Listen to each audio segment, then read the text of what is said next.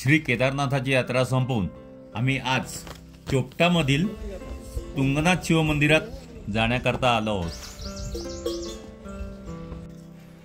जगातील सर्वात उंचावर वसलेले हे शिव मंदिर आहे। याची उंची समुद्र सपाटीपासून 12,073 फुटावर आहे आणि केदारनाथाची उंची आहे ही 11,760 फूट। उत्तराखंडातील पंचकेदारापैकी हे एक मंदिर आहे। हा ट्रॅक जवळजवळ 4 किलोमीटरचा आहे। आम्ही सकाळी 6 वाजता हा ट्रॅक सुरू केला। तुम्ही सुद्धा जितक्या जमेल तितक्या लवकर सुरू करावा। हा भाग फॉरेस्ट डिपार्टमेंटच्या अखत्यारीत येतो आणि इथे कोणताही तुम्हाला शुल्क द्यायला लागणार नाही।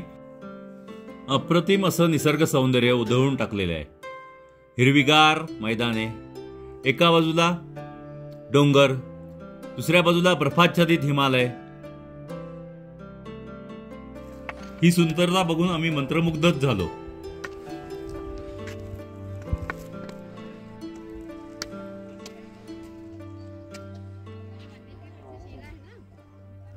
बरेचसे आबालवृद्ध आम्हाला दर्शनासाठी जाताना दिसले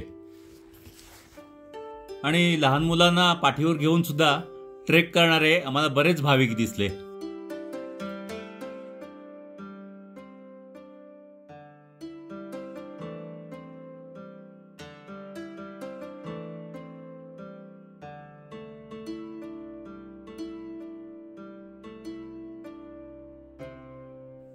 जागोजागी लोकांनी टाकलेल्या प्लास्टिकच्या बाटल्या, कचरा पाहून मन विषण्ण झालं। निसर्गाचं सौंदर्य तुम्ही जपा। निसर्गाचे रक्षण तुम्ही केले तर तुमचे रक्षण निसर्ग करेल।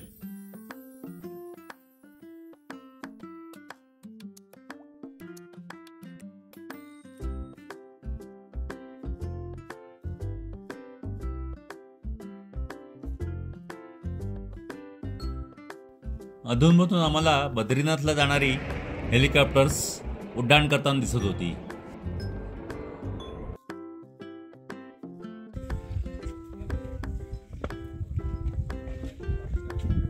चालण्याचा रस्ता व्यवस्थित बांधलाय, त्यामुळे भाविकांना त्याचा त्रास होत नाही। वाटेत 3-4 ठिकाणी चहा नाश्त्याची सुद्धा सोय आहे। केदारनाथपेक्षा सहज आम्ही हा ट्रॅक पार केला। आम्हाला काही त्याचा त्रास झाला नाही। लोक म्हणतात की केदारनाथपेक्षा हे सर्वात कठीण चढाई आहे याची, पण आम्हाला त्याचं काही जाणवलं नाही जास्त। 2.5 तासात आम्ही मंदिराशी पोहोचलो।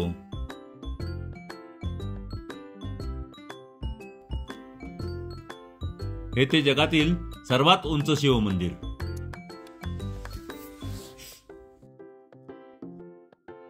फोटोग्राफीला बंदी असल्यामुळे आम्ही त्याचं शूटिंग करू शकलो नाही, पण मंदिर आतमधून अतिशय सुंदर आहे, स्वच्छ आहे, मन प्रसन्न होतं तिथे गेल्यावरती।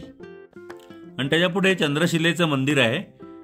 तो ट्रेक जवळजवळ 2 किलोमीटरचा आहे, पण वेळेअभावी आम्ही तो करू शकलो नाही। याची आम्हाला खंत वाटते।